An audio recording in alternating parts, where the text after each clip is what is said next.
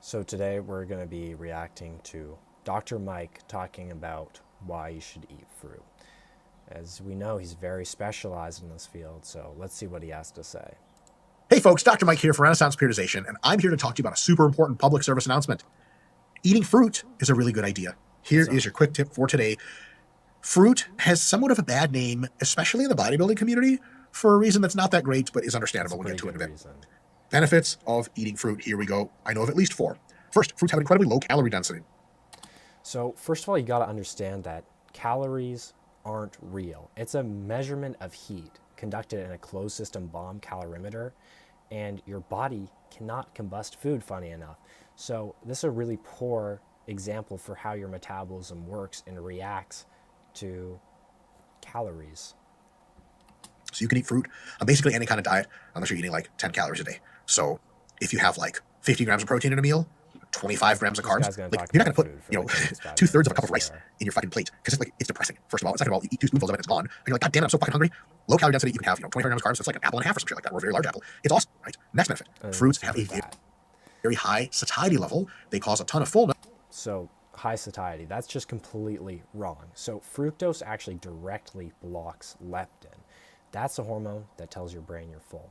In addition to that, it raises ghrelin, which is your hunger hormone. So if you can think about it, those two hormones working hand in hand, what it's doing is you're storing fat and at the same time being told to eat more.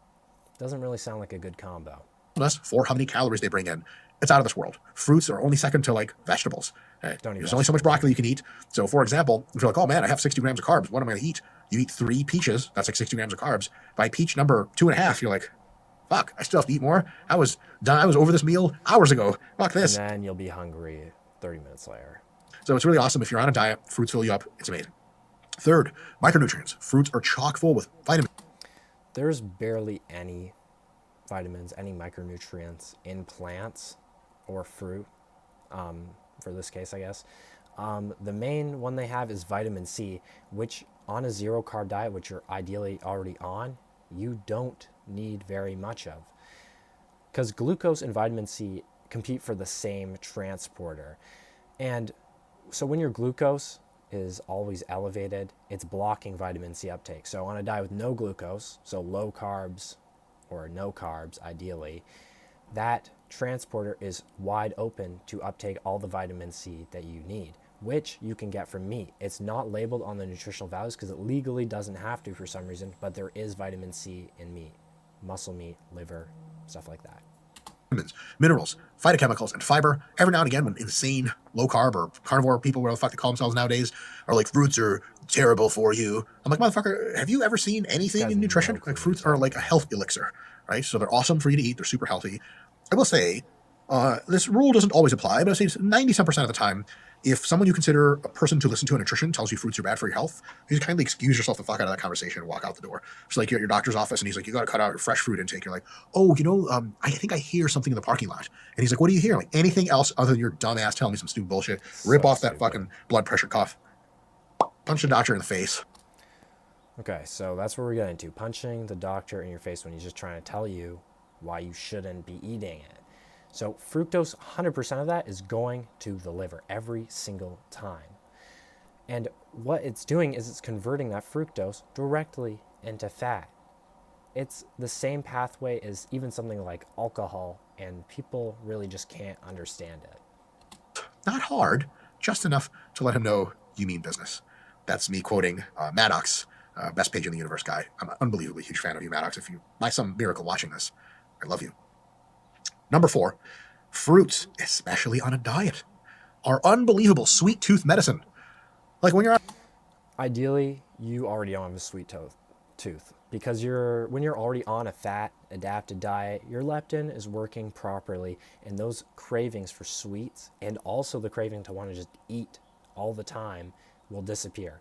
So you don't need fruit to manage the sweet tooth in the first place. on a fat loss diet, you want to eat some sweets.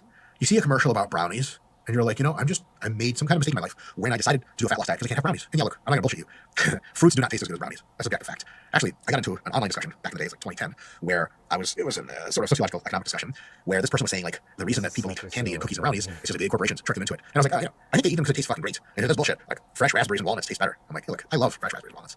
Like you feed 100 people all across the world a fucking walnut brownie versus like a handful of fresh raspberries and walnuts. Come Why is this on, even a that shit tastes video? amazing. What does this However, have to do? being that you can't have fucking brownies when you're on a fucking nasty Anything fat loss to- diet, hey, fruits are awesome. And when you're on a fat loss diet, your sweet tooth is so outrageous that fruits taste way better than they normally do, and they can really check that box. So it doesn't have to be all broccoli and rice. Take out some rice, throw in some fruit, and all of a sudden you have an awesome, super healthy plate that's more filling, and it checks the box for a sweet tooth, and it just makes your diet more pleasant and more sustainable. Win, win, win, win, win. Here's the thing. Fresh fruit is what I'm talking about. All these things I just said apply to fresh fruit the most and everything down processing the least. Fruit juice does not count. Just, oh, fruit's great. Dr. Mike said I should drink 10 gallons of orange juice a day. Don't At least you got that right. fucking do that. Lastly, yes, chronic ultra high fructose intake is probably not great for your health or your body composition. It probably makes you a little fatter and maybe even less muscular with chronic inflammation if you really overdo it. But it is unbelievably unlikely with fresh fruit consumption. The amount of fresh fruit you'd have to go over your daily fructose target until it starts to spill over. This is completely wrong again. That leptin block isn't looking for a specific threshold of fruit to reach. It happens the second fructose is hitting the liver. It's not about reaching some random target. Additionally, if your diet also has bread, pasta, rice, juice, all that, you're running this pathway all day. You're not in the unlikely to overdo it category at all. You're in it consistently. You're always on it. Over and cause bad effects is like more fruit than most people can consistently eat. So eat fresh fruits. Your fucking parents, when they were raising you, weren't lying. Fresh fruits and veggies are the shit. They're not the shit. Do not listen to this guy. Don't listen to your parents if they're saying that. So fruit is a seasonal food. It's only in nature around, I'd say, 6 weeks of the year and during summer. That fructose mechanism of blocking leptin and raising ghrelin to store fat, there was a point for it. It was so animals who needed to gain weight before the winter could put on the necessary fat to survive.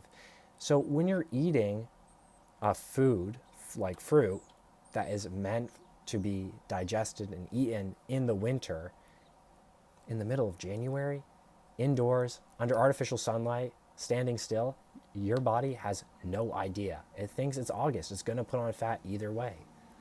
They taste as good as actual snack foods? Fuck no. But when you're in a fat loss diet, you're trying to be an adult about how you eat, they're a really great choice. Folks, I'll see you next time, and hopefully I'll be eating a walnut brownie.